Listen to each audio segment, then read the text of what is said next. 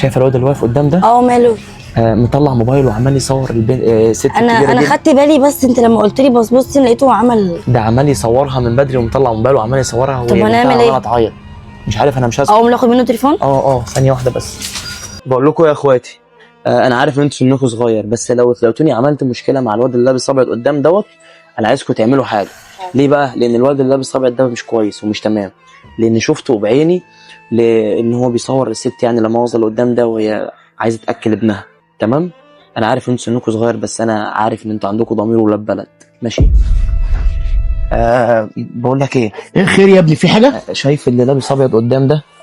اللي لابس كاب ده. ماله ده؟ شفته هو ماسك موبايل وبيصور الست اللي بترضع ابنها ده. ايه اللي الادب دي؟ والله العظيم زي لا دي حاجه ما حدش يسكت عليها ابدا. كلنا عندنا اخوات. هو مش متجوز؟ مش متربي؟ لا دي حاجه كلنا لازم نتعاون على ايقافها دلوقتي حالا. انا قايم اهو. عندك حق يا عم علي، تعال نروح.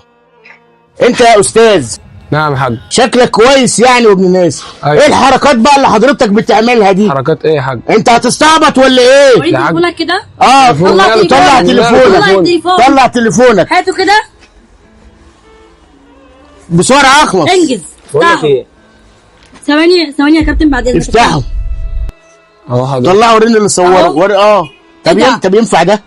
حضرتك ما كانش قصدي. انت ما عندكش اخوات بنات؟ ما كانش قصدي حضرتك. بس اوعى كده. انت ترضى حد يعمل كده؟ ما كانش قصدي حضرتك. ترضى حد يعمل كده في اختك؟ امسحي الحاجات دي، امسحي قله الادب ده. يلا بص زباله. انا مش عارف بجد انت ايه يا جدع. حضرتك ما كانش قصدي يا حاج، قلت لك ما كانش قصدي. ايه اللي ما كانش قصدك يا عم؟ ما كانش قصدي يا عم انت بجح. انا كنت فاتح الكاميرا عادي. كنت فاتح الكاميرا عادي. ما عندكش بنات يعني ولا ايه بالظبط؟ طب اختك امك والدتك. ايه يا جدع؟ طب بقول لك ايه، ترضى بحكم الناس دي كلها؟ نسلمه ولا ناخد الموبايل؟ ناخد الموبايل ونسلمه وننزل. طب تعالى معايا. قوم انزل. قوم يلا انزل. استنى حضرتك ما كانش انت ابوك شغال ايه؟ ابوك شغال ايه؟ على الله حضرتك. ووالدتك شغاله ايه؟ توفيه. بصوا يا جماعه، الولد ده رأفة بحاله. احنا هناخد الموبايل وهنمشيه، ويا رب ده يكون درس ليه. ولا ايه رايك يا نور؟ انا بصراحه يا عم علي انا شايف ان اللي هو عمله غلط.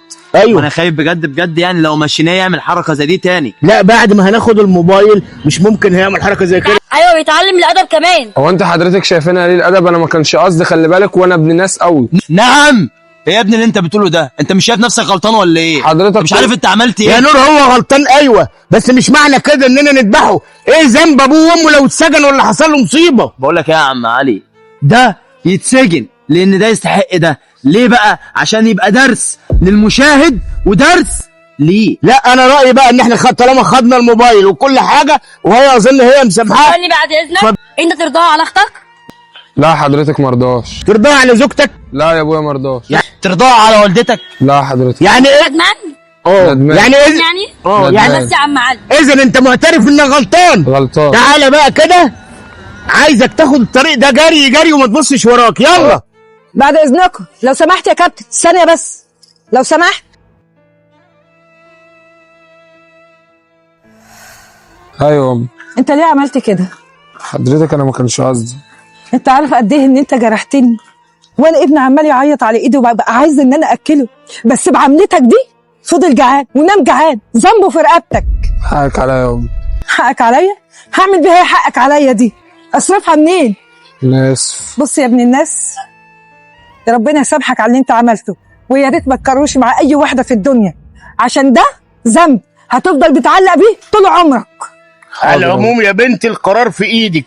مسامحاه اديله الموبايل ولا مش مسامحاه؟ ايه يا عم علي انت بتقوله ده؟ ما تدلوش طبعا. ما هو القرار في ايديها دلوقتي يا ابني. انا ما فيش في ايدي القرار دلوقتي. هو اللي ضايقها وهي اللي ممكن تسامحه ولا لا. بصوا يا جماعه، انا هقول لكم على حاجه.